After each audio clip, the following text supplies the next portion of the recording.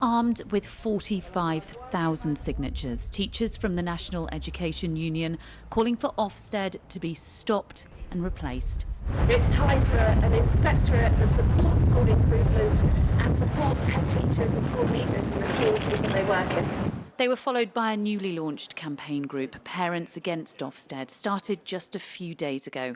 They're holding up pictures of head teacher Ruth Perry, who took her own life in January whilst waiting for an Ofsted report.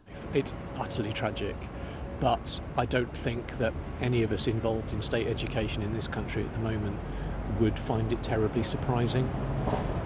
The pressure that we're put under as we prepare for Ofsted inspections is enormous, and alongside the general stress of running state schools at the moment, I can absolutely see how some head teachers will be pushed to breaking point.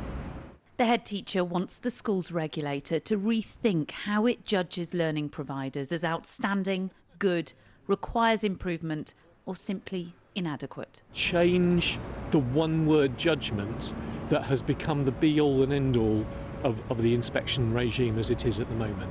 And what would you like that to change to? I'm not saying we should shy away from public accountability. We're public servants, we need to be held accountable, but that needs to be done in a much more constructive and positive way that doesn't leave us fearful of the threat of failure and public humiliation.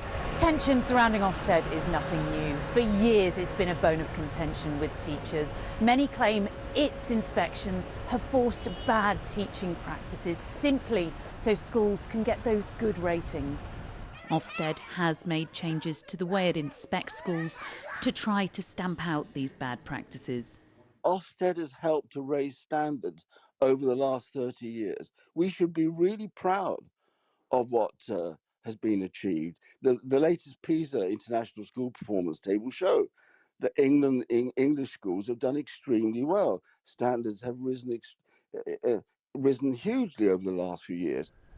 The school's regulator has not yet commented on today's action. It's just expressed condolences to Ruth Perry's family.